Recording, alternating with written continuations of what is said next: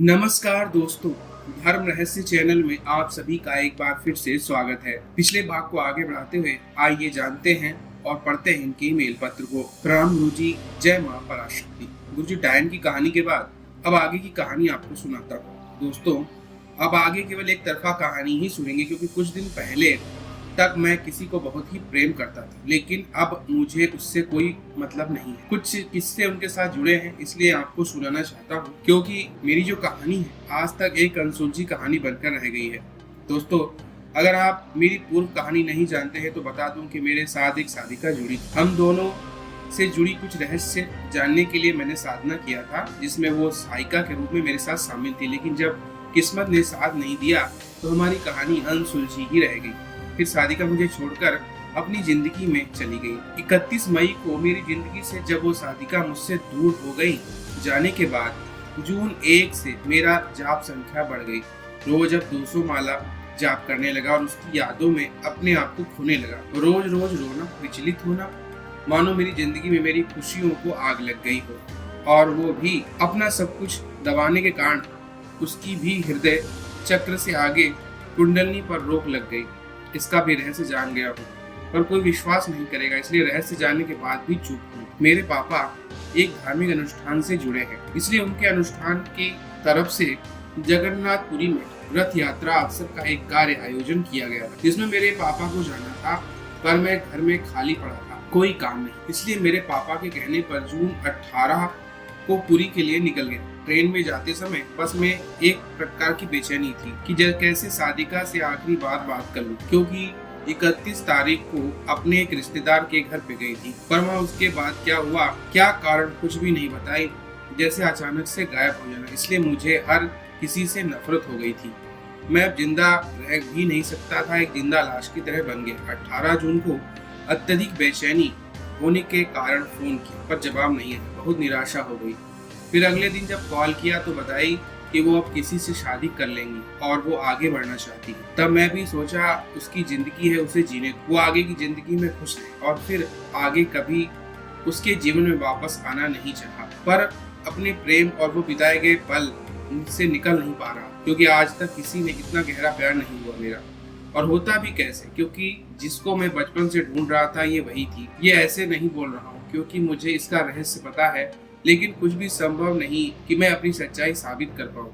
ऐसे ही उसकी यादों में तड़पता रहा, रोता रहा, और वो भी जगन्नाथपुरी में। 20 तारीख को पहली यात्रा हुई, रथ द्वितीया। मेरा कोई मन नहीं था रथ देखूं, किसी भगवान का दर्शन करूं, कुछ भी नहीं।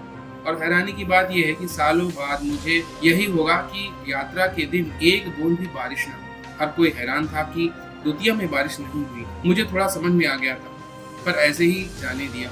फिर रोज रोज ऐसे ही मेरा कहानी चली। हमेशा ही एक पछतावा जिंदगी जीने लगा। उसकी यादें हमेशा मुझे रुलाने लगी। जब भी अकेला हो जाता तो बस उसकी यादों में खोया रहना, यही मुझे पसंद। अब न शौक बोल के कुछ भी नहीं, पागलों की तरह बिना मेंटेनेंस के रहने लगा। फिर कुछ अघोरियों के साथ मिला, उनके साथ जुड़ा, उनसे गहराई लाना चाहा। एक अघोरी से मेरा बहुत गहराई हो गई, जो कि यात्रा के बाद कामाख्या के अम्बुबाची में जाने वाले थे। इस दिन गुप्त नवरात्रि भी चल रही, तो मैं अपने गुप्त तारा साधना मंत्र जब कभी समय मिले जाप करने का सोचा। इसलिए यंत्र और माला दीपक सब साथ लेकर गया। और हाँ, जिस जगह पर हमें रहने के लिए जगह दिया गया था उसके पास ही एक देवी मंदिर था। नाम है खरखाई मंदिर, जहाँ आसपास कोई घर आदि नहीं था, पूरा सुनसान। इसलिए मैं रोज रोज रात को वहाँ जाकर जाप करने लगा। मुझे वहाँ बहुत से अनुभव हुए और अजीब तरह के सपने भी देखने को मिले, लेकिन याद नहीं कर पा रहा। फिर धीरे धीरे मुझे पूरी बेला भूमि में अघोरियों के साथ मिलना हुआ। उनमें से एक अघोरी से मेरा अच्छी जान पहचान हो गई। एक दिन जब वो अघोरी उस दिन शमशान में जाने वाले थे, तो मैं भी सोचा कि मैं शमशान में जाकर अपनी मंत्र जाप करूं, इनसे भी कुछ ज्ञान ले सकूं। इसलिए उनके साथ पूरी तैयारी में उस जगह पहुंच गया। वो एक खंडहर में गए जहां कुछ साधुओं ने समाधि लगा रखी थी और एक साधु अपना घर बनाकर रह रहे थे। बस उतना ही, ना ही कोई लाशें जलाई जा रही थी, ना ही शमशान वाली अन्य कोई क्रिया की जा रही। तो वह जो अघोरी वहां सोने लगे, मैंने पूछा शमशान कहाँ है, आप साधना नहीं करेंगे क्या? तब वो बताया कि अघोरियों वाली गद्दी में उनसे बड़े बड़े अघोरी जो होते हैं उनके सामने सो नहीं सकते, तो इसलिए यहाँ खंडहर में सोने के लिए आए हैं। तब मुझे मन ही मन बहुत गुस्सा लगा कि कोई ऐसे भी धोखा देता है क्या। वहाँ साधना के नाम पे साथ लाया, रास्ते में खाने पीने के लिए बहुत खर्चा करवाया, अभी बस एक खंडहर पर मुझे लाकर खुद सोने चला गया। बहुत गुस्सा लगा उस अघोरी के ऊपर, क्योंकि हर कोई मुझे धोखा दे रहा है। क्योंकि मेरा स्वभाव बहुत ही भोला भाला है और जितने भी भोले वाले मैं लोगों पर भरोसा करता हूँ उतना ही मुझे धोखा मिलता है। जितना भी दूसरे लोगों के लिए करता हूँ, सोचता हूँ, उतना ही लोग मुझे आईना दिखाकर चले जाते। मेरे साथ जुड़े लोगों को बस अपना ही दिखता है, कभी भी मेरे लिए कोई सोचता तक नहीं। ऐसे ही गुस्से में उस जगह मंत्र जाप किया। कुछ अनुभव तो हुआ पर याद नहीं। लेकिन जब सुबह हो गया, बहुत ही गुस्से के साथ वहां से उठकर अपने वापस लौट आया। अपने हेडक्वार्टर्स में जल्दी पहुंचने के लिए गूगल मैप देखा तो जिस रास्ते से मुझे जाने को हुआ उसी रास्ते में मुझे शमशान चंडी मंदिर मिला, जो कि श्री क्षेत्र पूरी तरह से महाशमशान से अलग एक गुप्त शमशान है। बहुत ही अद्भुत, अत्यंत जागृत। जो कहते हैं ना, एक कच्चा शमशान, ये वही है। क्योंकि इस शमशान में लाशों को बिना जलाए ऐसे ही फेंक दिया जाता है। हर एक लाश, चाहे वो मनुष्य हो पशु हो, न जलाने के कारण पता नहीं कितने दिन हड्डियां आपको देखने को मिल जाएंगी। पुलिस लोग भी जब कोई लाश आइडेंटिफाई नहीं होता तो उधर ही फेंक देते हैं। क्या ही बताऊं शमशान और देवी शमशान चंडी के बारे में। वहाँ जब आरती होती है तो घंट शंख जितना बजता है उससे ज्यादा तो कुत्ते भौंकते हैं, बिल्लियां इधर उधर होने लगती है, चिल्लाने लगती है। पूरा दिव्य स्थान है। और ऐसे में देखा गया है कि दिन के दोपहर में भी शक्तियों से लोगों को मार खाते हुए, अदृश्य शक्तियां मार खाते गिरते उठते, अजीब की कहानी उस जगह की है। और होता ऐसा नहीं है, जबकि श्री क्षेत्र पूरी तरह एक दिव्य पीठ है जो भगवान कृष्ण की प्रक्षिप्त स्थिति को दर्शाता है। जैसे ही मुझसे जगह मिल गई, पिछली रात जितना गुस्सा लग रहा था आज उतना ही खुश हो गया। अघोरी की वजह से मुझे ऐसे अद्भुत शमशान की जगह मिली जिससे मैं बहुत खुश था। और वहाँ जाकर शमशान जगाने वाले भैया से भी बातचीत हो गई। और रात को मैं आकर यहाँ अपनी साधना करूंगा। वहाँ के भैरव जो थे वो राजी हुए। बताया कि 9 बजे के बाद मंदिर का पट बंद होगा, आपको खुली जगह में रात को रहना होगा। मैं बहुत खुश हो गया कि ये कौन सी बात मैं कर लूंगा, क्योंकि मुझे खुद पर भरोसा तो था। 26 जून मंगलवार शाम 8 बजे मंदिर पहुंच गया। यहाँ जब पूजा कर माता गुप्त तारा के मंत्र की जाप करने लगा तब एक बिल्ली की बच्ची आकर मेरे पास लपेट कर बैठ गई। उसको बार हटाने पर भी वो आकर मुझसे लगकर मेरे आसन के पास बैठ गई। कभी मेरे ऊपर चढ़ने की कोशिश की, मेरा ध्यान भंग करने की। उस बिल्ली के बच्चे को हटाना बंद करने के बजाय मैं जाप में लग गया, जिसको ऐसे ही मेरे आसन में रहने दिया। फिर थोड़ी देर बाद बिल्ली मेरी शक्तियाँ चुराने के लिए आई होगी तो क्या हुआ। और फिर गुरुजी वो बिल्ली से पूछा, तब गुरुजी बताया कि बिल्लियां भैरव की वाहन होती हैं, इसमें परेशान होने वाली कोई बात नहीं। तब गुरुजी मैं आपकी बात सुनकर उस शमशान में जाप पूरी तरह ध्यान से करने लगा। धीरे धीरे शमशान से बदबू बढ़ने लगी, बहुत ही तेज बदबू, और हवा भी तेज होने लगी। पर क्या ही करें, जब किस्मत आपके साथ ना हो। वहाँ एक शराबी आ गया और मुझे देखकर बकबक करने लगा। मैं शांत रहकर उसकी बातों को अनदेखा किया, फिर भी वो मेरे पीछे लगा रहा। तब सोचा थोड़ी देर रुक जाता हूँ। जब समर्पण कर शमशान जगाने वाले भैया से बात करने लगा तब वो बोले कि ये शमशान ऐसा ही है, यहाँ शराबी बहुत आते हैं। जब ये देवी इन शमशान को नियंत्रित करती है तब तक आपको कोई समस्या नहीं होगा, लेकिन देवी जब 12-1 बजे के बाद श्री मंदिर भ्रमण के लिए यहाँ से निकलेंगी तब कोई नियंत्रण नहीं रहता और शराबी लोग सब अपना घर बना लेते हैं यहाँ। ऐसा सुनते ही मैं थोड़ा सोच में पड़ गया कि अगर मैं किसी पागल शराबी के हाथ लग गया तो मेरा सब कुछ खराब हो जाएगा। फिर भी थोड़ी देर वहाँ रुकने का प्रयास किया, पर शराबी की हालत देखकर ठीक नहीं लगा, ज्यादा देर तक वहाँ रुक पाऊंगा। फिर अपना प्लानिंग मैंने खत्म किया। फिर भी रोज जाकर माता की प्रीति हेतु जाप कर लेता था, बहुत अच्छा लगता था। वो भैया से भी मेरी बहुत घनिष्ठता बढ़ गई। गुरुजी, अब मुझे शमशान में भी रोके जाने के पीछे के रहस्य का पता चला, क्योंकि मुझे अभी तक सिद्धि मिलना नहीं है और न ही मेरे और साधिका का कोई रहस्य। खैर, जब देखा कि मैं किसी भी तरह से साधिका को भुला नहीं पाया, मुझे भी कोई अपना चाहिए जो मुझ पर समझ पाए, मेरे अनुरूप मेरे साधिका की तरह ही रूप धारण कर मेरे साथ रह पाए। स्वयं में खुद को एक भैरव का अंश ढूंढ रहा था और आपने प्राइम मेंबरशिप में भी बताया है इसके ऊपर, इसलिए सभी भैरव भैरवी मुझे अपने मित्र जैसे लगने लगे। तब धीरे धीरे मैं अष्टचक्र भैरवी को अपना मित्र रूप में प्राप्त करने की सोचा और उस विषय में गहराई से जानने का प्रयास किया। ढूंढते ढूंढते मुझे एक मंत्र मिला। सोचा जब पैसा होगा तब गुरुजी से अनुमति लेकर साधना करूंगा। अभी मंत्र का उच्चारण स्पष्ट करने हेतु जाप करता हूँ और वैसे भी मैं ज्यादा समय ऐसे नहीं रह सकता। कम से कम जाप करते करते मुझमें धीरे धीरे भैरवी को प्रत्यक्ष करने की क्षमता विकसित हो सोचकर जाप करने की सोचा था। जिस दिन रथ यात्रा रिटर्न होता है, बाहुड़ा यात्रा के दिन, जब साधिका के बारे में अत्यधिक ही यादें आई और विरह वेदना बढ़ी तो रोया और सब कुछ भूलकर अष्टचक्र भैरवी को अपना सब कुछ मानना शुरू किया और सेवा कार्य में निकलते ही मैं अब निरंतर मंत्र का जाप करना शुरू कर दिया। आज अंतिम दिन होने के कारण कई अलग अलग जगह पर स्टॉल लगाया। मुझे सिटी हॉस्पिटल के सामने भक्त सालवेग मंदिर, जहां आज भी एक रथ का पहिया रखा है, उसके सामने ही जगह दिया गया। तब मैं वहां पर गया और एक इमोशनल व्यक्ति कहा, किसी को भी इतनी जल्दी बुला सकता है। वहां भी बहुत देर तक अकेले में लोगों से छिपकर अपनी यादों को, प्रेम को लेकर रोने लगा। फिर कुछ समय के बाद अपने आप को स्ट्रॉन्ग किया और अपने काम में लग गया। मैं वापस भैरवी के मंत्र का जाप किया। कुछ ही मिनट में बैठे बैठे मुझे नींद आने लगी और मैं तंद्रा में चला गया। तंद्रा में देखा कि एक सुंदर सी लड़की लंबे बालों वाली, काले कपड़े पहने मेरे हाथ को पकड़कर मेरे साथ कहीं लेकर जाने लगी। बस उतने ही मैं उठ गया। हैरान हो गया कि मंत्र जाप का 1 घंटा भी नहीं हुआ और मुझे भैरवी का अनुभव कैसे हो गया। फिर ऐसे ही काम करते करते जब कर रहा था, लेकिन जब वॉशरूम के लिए हॉस्पिटल की तरफ गया तब वहाँ सच में एक बहुत सुंदर लड़की, लंबे बालों वाली, बहुत ही दिव्य गठन वाली, सुंदर मुख और काले रंग का कपड़ा पहने। मैं देखता ही रह गया। इसको देखने के लिए मैं उसके आसपास चक्कर काटने लगा और उसे इसलिए देखना चाहता था कि मेरी भैरवी जो भी होगी वो भी इतनी ही सुंदर होगी। इसकी सुंदरता तो देख लूं तो मैं भैरवी का ध्यान में बहुत अच्छा कर पाऊंगा, सोचा और मंत्र मुग्ध होकर उस लड़की को देखता रहा। अपना सभी कार्य भुलाकर लड़की को वहां से जाने तक मैं उसे बस देखता ही रहा। तब मुझे पता नहीं था कि मंत्र जाप के प्रभाव से आनंद भैरवी के कारण ऐसी लड़की मुझे मिली। मुझे इसको देखना नॉर्मल सी बात लग रही थी।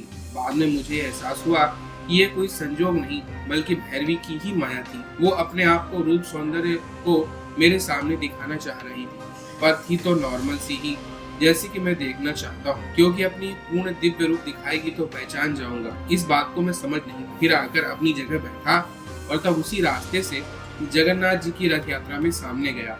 तब मुझे बहुत दुख हुआ और मैं उनके प्रति समर्पित नहीं हो। रोते हुए दोनों आंखों से अश्रुपूर्ण जल धारा उनके सामने और अपने भाव में बोला, मुझे माफ कीजिएगा। आप भले ही ब्रह्मा हैं या महाविष्णु या इस क्षेत्र के महाभैरव, फिर भी मैं आपके प्रति उतनी श्रद्धा नहीं रखता। मुझे अन्य कोई रूप पसंद नहीं। मुझे केवल माता चंडिका को ही पाना है। उसी शक्ति रूप में मेरी इष्ट है। अन्य कोई रूप के प्रति समर्पित भी नहीं हो सकता। तब जैसे ही आंखें बंद कर ध्यान में जगन्नाथ जी से बात की, तब देखा महेश को मारते हुए रूप में माता उस रथ की छवि के ऊपर विराजमान थी। ठीक ऐसे ही जैसे गुप्त तारा साधना में मैंने माता पराशक्ति को देखा था। फिर उसके कुछ समय बाद मेरे सामने एक डमरू देखने को मिला और मेरा बहुत मन हुआ कि मैं एक डमरू ले लूं, जो कि मुझे पसंद है। अगरियों के साथ मिलकर भी डमरू मुझे बहुत आकर्षित कर रहा था और तब एक डमरू खरीदा जिसकी कहानी आगे है। 108 दाना वाला एक बड़ा रुद्राक्ष भी पहले ही खरीदा था। अष्टचक्र भैरवी स्वयं शिव पुत्री हैं, तो उनको तो रुद्राक्ष माला बहुत प्रिय होंगे। उनके लिए कुछ तो यहाँ से लेकर जाऊं, ताकि जब मेरे पास आएंगी तब अपनी भेंट के हिसाब से उन्हें कुछ दे पाऊं जो उनको अति प्रिय हो। इसलिए 54 रुद्राक्ष वाली 2 माला लिया, एक खुद के लिए और एक अपनी भाभी अर्धांगिनी के लिए, जो कि मेरी भैरवी होंगी, उसके लिए। जब वो मुझसे सिद्ध होंगी मैं आपको अर्पण करने के सोचा, जो कि ये तीनों चीजें आगे की कहानी में कैसे शामिल होती हैं अगले भाग में आप जान। अष्टचक्र भैरवी तो मेरी अर्धांगिनी नहीं बनी, लेकिन कोई और मेरी कहानी से जुड़ गया। खैर, अद्भुत सी बात की है कि मैं उस साधिका की यादों में था और उसे भूलने के लिए ये सब कर रहा था। और दूसरी बात यह थी कि आज बहुत बड़ा यात्रा में बारिश नहीं हुई, जबकि बाकी बीच वाले दिनों में भयंकर बारिश हुई थी। यह बात हर किसी को हैरान करने वाली थी, लेकिन मुझे पता था प्रकृति में भी बदलाव हुआ है। ये मेरे लिए संयोग की बात एक अनसुलझी कहानी का हिस्सा है, जो कि मेरी कहानी में प्रकृति का बदलाव, इसका अनुमान आप कालरात्रि अनुभव, गुप्तारा अनुभव आगे की कहानियों में भी जान। मेरे लिए दर्द और पीड़ा का साक्षी रूप में आज भी प्रीत किया करके प्रकृति ने ही दिखा दिया, जो कि मुझे पहली बार इतने लंबे समय जगन्नाथपुरी में रहने को मिला। और इसी साल प्रकृति अपनी सहानुभूति मुझे प्रकाशित कर रही थी, वो भी अपनी पीड़ा। जगन्नाथपुरी यात्रा के दिनों द्वितीया दशमी में कम से कम एक बूंद गिरना जरूरी हो। अगर द्वितीया में ना हो तो कम से कम दशमी की यात्रा के समय तो होता है। पूरी जगन्नाथ तो क्या, हमारे छोटे छोटे गांव में भी रथ यात्रा के दिन बारिश होता ही है। लेकिन क्या ही रहस्य है जो जगन्नाथपुरी में इतनी बड़ा बदलाव देखने को मिला। ये घटना वहाँ पे रहने वाले व्यक्तियों को बहुत आश्चर्यचकित, अभी तक हर कोई भूल गया होगा, लेकिन मुझे अब भी याद है यह सब बात। मैं रोज जा रहा था तो अलग, जगन्नाथ में मुझे इतना लगाव नहीं है तो कभी न कभी मन तो नहीं लगता। पहली बार ही था मेरे लिए वहाँ। उस दिन रात को सपने में देखता हूँ कि अपने पुराने दोस्तों के साथ हूँ, जैसे हाई स्कूल में की मेमोरी। अपना पुराना स्कूल दिखा, फिर नेक्स्ट सीन में किसी की शादी हो रही थी। उसके कुछ देर बाद मेरे जीवन में ये सारिका के आने से पहले मैं जिस लड़की के ख्याल में रखने के लिए सब कुछ बर्बाद किया था, आगे की जिंदगी की उदासीनता लेकर अब ऐसे ही मनुष्य लोग कट रहा है। पूरी तरह से पारलौकिक मार्ग को अपना लिया था, जिसमें कि कोई शक्ति साधना कर अपना जीवन साथी के रूप में प्राप्त करने की सोचता है। आज भी मेरी जहाँ तक सामर्थ्य है उस लड़की की ख्याल रखने की कोशिश करता हूँ, क्योंकि उसके पापा नहीं है और एक तरह से वो मेरे लिए परिवार की जैसी। वो लड़की नीट की तैयारी में थी और 2 बार ट्राई कर चुकी थी। हालांकि तब पता नहीं था कि वो इस बार सिलेक्टेड हुई है या नहीं, पर सपने में देखा कि उसकी मम्मी अब उसकी शादी करवा देना चाहती है। इसलिए मुझे बोली कि कोई भी लड़का हो देखो, अब इसको शादी करवा दो, ऐसे ही पढ़ाई नहीं हो पाती, क्या फायदा इसे और पढ़ने का। तब वो लड़की भी रोते रोते बोल दी किसी से भी वो कर लेगी। तब मैं वो लड़की को कंधे पे हाथ रख के दोस्त की तरफ से समझाने लगा, इतनी सी बात के लिए दुखी नहीं होते। फिर मेरा सपना उसे समझाते समझाते ही पूरा हो गया और कुछ दिनों बाद जब उससे बात हुआ तो पता चला कि उसकी नीट क्लियर नहीं हुआ है और अब ग्रेजुएशन के लिए आगे पढ़ाई करेगी। ऐसे ही जब बहुड़ा यात्रा के अगले दिन शाम को सोया था तब एक सपना देखा कि मैं किसी एक अनजान लड़की के साथ हूँ और मेरे बैग में आपके चरणों की फोटो और एक यंत्र थी। तब शायद कोई मंदिर के बाहर ही हम लोग दोनों थे, मानो हम दोनों मिलके कोई बड़ी शक्ति, जैसे कि कोई एक व्यक्ति बोला कि आप दोनों के आने की वजह से यहाँ सब शांत हो गया है। पशु पक्षी सब शांत, नहीं तो यहाँ का माहौल कभी शांत नहीं रहता, ऐसा ही कुछ। और मुझे सपने में अपने आप में कुछ स्पेशलिटी महसूस हो रही थी। ऐसा भी लग रहा था कि आपके चरणों की फोटो और यंत्र होने की वजह से यह माहौल शांत हो गया है। तब गुरुजी आपसे पूछा कि मेरा मंत्र अगर सत्य है तो मुझे मेरे इन सपनों के बारे में और देवी अष्टचक्र भैरवी के बारे में कोई दिशा निर्देश प्रदान कीजिए। आपका जवाब आया कि ये आनंद भैरवी का मंत्र है जो कि काम सुख के साथ शक्ति भी प्रदान करती है। अगर मंत्र जाप जारी रखूं तो वो भैरवी मुझसे आगे भी जुड़ी रह सकती है। तब मुझे ये मंत्र जाप बंद करना पड़ा, क्योंकि मैं अब अष्टचक्र भैरवी को अपना मित्र माना था। तो अब मेरा निर्णय बदलना सही नहीं लगा और इनके जाप को बंद कर दिया। उस दिन रिटर्न भी हुआ तो ट्रेन में सपना देखा, लालटेन की कांच टूटी हुई थी, जैसे विरह में कोई जा रहा हो ऐसा लगा। अगले दिन कोई रो रहा था। ऐसे ही 2 दिन तक अलग अलग सपने देखने को मिले। फिर इन सब को इग्नोर करते हुए मैं खुद को शांत रखने की कोशिश करता था। बीच बीच में सारिका की फिर याद आती।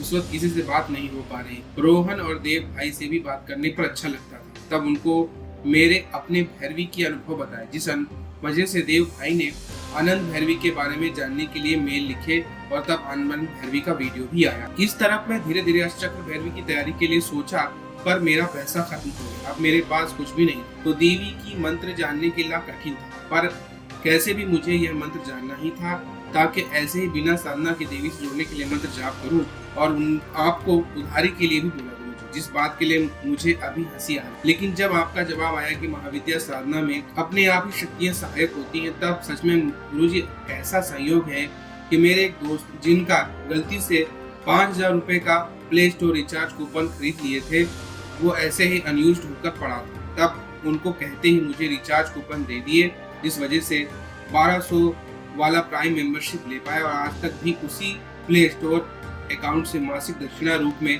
नॉर्मल मेंबरशिप चलाता आ रहा है। अभी तक उनके पैसे वापस नहीं किए। जब मेरा फाइनेंशियल स्ट्रॉन्ग होगा तब उन्हें दे दूंगा। और यह घटना भी हुआ, क्योंकि मैं कुछ भी नहीं कर सका और घर में पैसा लेना मेरे उसूलों के खिलाफ लगता है, इसलिए घर में पैसा होने के बाद भी कंगाली में जी रहा। कुछ दिनों में सच में एक अद्भुत घटना हो गई, जो कि टेलीग्राम फ्रॉड होता है। एक होटल की रेटिंग में आपकी 50 से 25 रुपए देते हैं। अचानक से मुझे एक मैसेज मिला मैं जुड़ा तो सब रियल लग रहा था। बाद में समझ में आया कि यह सब फेक। मुझे ऐसे ही एक बार 1-2 और फ्रॉड ग्रुप मिल गए जहां से लगभग 5 से 6 हजार तो मिल ही गए थे कि दशांश कमाई आपको रोज रोज भेज रहा। अब मेरे पास धन भी हो गया। तब गुरु मंत्र हवन के लिए शुद्ध घी भैरवी की पीडीएफ भी खरीद लिया। मुझे मंत्र प्राप्त हो गया, बस इंतजार था सही समय का। 5 दिसंबर भैरव जयंती। आगे अपना साधना कहानी बताऊंगा। उससे पहले मेरे साथ कुछ बीती बातें बताना चाहूंगा। कितना ज्यादा कि मेरा मंत्र जाप बढ़ने लगा और किस डर से मुझे अब गुरु मंत्र का जाप भी कम करना पड़ा, ये बताऊंगा। दोस्तों, जब पुरी से वापस आया, मेरा चाहे कितनी भी कोशिश किया उसे भुला नहीं पाया। भले ही भैरव भैरवी का कई तरह के सपने रोज रोज आए, क्या बताऊं। जुलाई से लेकर दिसंबर तक कई तरह के अनुभव हुए। रोज रोज एक अलग ही कहानी, अलग अलग तरह का अनुभव। और ऐसे ही साधिका को लेकर भी पीड़ा में रोना, यह सब मेरी जिंदगी का हिस्सा बन गया था। इसी बीच रज संक्रांति के दिन, एक ही दिन में 1 दिवसीय देवी अथर्वशीष का 108 वाला पुरुषण का साथ साथ 320 गुरु मंत्र की माला भी की। जब वापस अष्टचक्र भैरवी अनुभव सुन रहा था, तब एक चीज ध्यान में आया और गुरुजी से पूछा कि ज्यादा गुरु मंत्र जाप करने पर भैरवी के प्रत्यक्षीकरण में भी विलंब हो सकता है क्या। तब गुरुजी ने बताया, अगर अत्यधिक जाप होगा तो आपके समक्ष कोई भी भैरवी शक्ति प्रत्यक्ष नहीं हो सकती है, क्योंकि उसको आपके समक्ष होने के लिए बहुत अधिक ऊर्जा लगती है। और तब मैं गुरु मंत्र जाप कम कर दिया। खास करके 3 जुलाई से लेकर 14 अगस्त तक मेरा बहुत ज्यादा मात्रा में मैंने जाप किया। इसी बीच 15 जुलाई को त्रिपुर भैरवी यंत्र प्राण प्रतिष्ठा किया। 17 तारीख सोमवती अमावस्या संक्रांति हरियाली योग में त्रिपुर भैरवी यंत्र आवरण पूजा के साथ साथ रुद्राभिषेक भी किया। अगले ही दिन 18 जुलाई को अष्टचक्र भैरवी की पूर्ण विधान से मैंने उसे खरीद लिया और एक साथ त्रिपुर भैरवी मंत्र, गुरु मंत्र, त्रिपुर भैरवी कवच, अष्टचक्र भैरवी जाप होने लगा मेरा। लेकिन जब उस साधिका की याद रोज आने लगी, वापस उस दुख दर्द की दुनिया में जाने लगा। दैनिक माला में 300 माला त्रिपुर भैरवी के साथ 50 माला गुरु मंत्र जाप करने लगा और रोज 5 माला अष्टचक्र भैरवी भी करने लगा। डिप्रेशन, एंग्जाइटी होती है, यहाँ तक कि मैं मन ही मन अष्टचक्र भैरवी को भी रोते रोते दूर जाने के लिए बोल देता था, क्योंकि किसी को प्यार करके उसको धोखा देना बहुत अच्छा नहीं लगता। डर था कहीं भैरवी अगर मुझसे जुड़ गई और फिर भी साधिका की यादों में रहूंगा तो भैरवी को दर्द होगा। और सच यही था कि मैं साधिका को कभी भुला नहीं पाता। तो सामने कोई भी हो, चाहे व्यक्ति हो, कोई शक्ति हो, तो भी दर्द होना ही। अब 16 अगस्त को एक ही दिन में 100 माला गुरु मंत्र का हवन, नेक्स्ट टाइम 200 माला, और 10 दिसंबर को इसी तरह आहुति संपन्न कर अगस्त में आगे मेरा जाप लगभग 0 हो गया। सितंबर स्टार्टिंग में पढ़ाई पे फोकस किया और रोज रोज सैड रील्स को देख देख कर रोता। सितंबर 17 को मनोज भैया भी सपने में दिखे। मैं उनके घर गया, उनसे बात कर रहा हूँ। फिर उनसे बाद में इतना दर्द हुआ कि अब मेरी डायरी में 0 लिखना भी पसंद नहीं। कुछ भी नहीं, ना मंत्र जाप, ना ही कुछ और। पता नहीं क्या कनेक्शन था उस साधिका के साथ, उसके तरफ कुछ ज्यादा ही हलचल। बाद में मुझे पता चला कि उसके ऊपर मुझे बोलना तक अच्छा नहीं लग रहा। ऐसे ही इन दिनों में मेरे साथ क्या हुआ, क्या क्या बताऊं। जिस तरह गुरुजी के सपने देखे, भैरवी के सपने देखे, कई अलग तरह के सपने, ये सब एक तरह का अनुभव ही था। इसलिए अभी के लिए बस इतना ही। आगे आपको माता से कैसे जुड़ा और उस मंदिर में क्या हुआ, महामृत्युंजय अनुष्ठान के समय कैसे एक शक्ति गुरुजी तक पहुंच गई थी, कैसे वो मेरी शक्तियों को प्राप्त करना चाहती थी, कैसे उसकी माया से बच पाया, आपको आगे की कहानी में बताऊंगा। अच्छी लगे तो आगे सुनना। एक समर्पित साधक की जिंदगी में कैसे कैसे हालात सामने आते रहते हैं, किस किस परिस्थितियों से गुजरना पड़ता है, आप जानेंगे। इस कहानी के पीछे आपको यह पता चलेगा कि गुरु मंत्र साधना में किन परिस्थितियों से गुजरना हो सकता, किस तरह पूर्व जन्म के पाप और कर्म हेतु आपको इस जीवन में बहुत कुछ झेलना पड़ता है। आप मेरी कहानी से जान पाएंगे। इस कहानी में कर्म हेतु भगवती की परीक्षा के अंतर्गत आपका सच्चा त्याग, जन कल्याण की सोच भी कैसे आपके लिए श्राप भी बन सकता है, ये भी जानेंगे। कुछ लोग तो जब तक तरह की परेशानी आती है, गुरु मंत्र छोड़कर दूसरे गुरुओं की शरण में चले जाओ। वहां जाकर जब उनको इस दर्द से मुक्ति मिलता है, तब गुरुजी को ही गलत साबित करने लगते हैं। वो दूसरों के पेश जाकर क्या खो दिए हैं, उतना तक तो वो सोच भी नहीं पाते और गुरु निंदा कर अपना ही दुर्भाग्य ही को खुद चुन लेते हैं। उनके इस दर्द के पीछे कल्याण को समझ नहीं पाते। हालांकि मैं भी ऐसा ही हूँ, अभी तक यही झेल रहा हूँ। मेरे दर्द से छुटकारा पाने के लिए, साधिका की यादों से दूर जाने के लिए भले ही मरने तक की सोच लेता था, लेकिन गुरु का त्याग कभी आज तक नहीं सोचा। पता नहीं मेरी इस सोच कब तक है, कैसे चलेगी? क्योंकि जब भी मैं अपनी कुछ चीज लोगों के सामने प्रकाश में लेके आता हूँ, कुछ ही दिनों में उसके ऊपर नजर लग जाती है। चाहे मेरी हो, साधिका की प्रेम कहानी हो, गुरुजी के हर वीडियो में लाइक्स या कमेंट ही करना हो, या फिर पर्दे के पीछे रहकर गुरु कार्य को समर्पित करना हो, मेरी पूरी कहानी दूसरों की नजर से लग ही जाती है। आज के लिए बस इतना ही। आशा करता हूँ एक बार जिंदा लाश के इस छोटी सी खुशी आपको कुछ नजर आए। धन्यवाद आप सभी का। जय मां पराशक्ति। तो ये था इनका आज का अनुभव। रही बात आध्यात्म में, सबसे बात महत्वपूर्ण ये है कि हम माया से दूर रहें। जब तक माया से हम दूर नहीं रहेंगे, तब तक माया हमें प्रभावित करती ही रहेगी। और ये सारा जगत, सारी क्रियाएं, प्रेम संबंध से लेकर के जीवन में पैदा होने से लेकर मृत्यु तक, सब कुछ मायाजाल का एक रूप है। इस बात को आपको समझना होगा, और इसे आप जितना ज्यादा समझेंगे, इन सब चीजों से भी बड़ी आसानी से बाहर निकल जाएंगे। अगर आज का वीडियो आप लोगों को पसंद आया है तो लाइक करें, शेयर करें, सब्सक्राइब करें। आप सभी का दिन मंगलमय हो। जय मां पराशक्ति।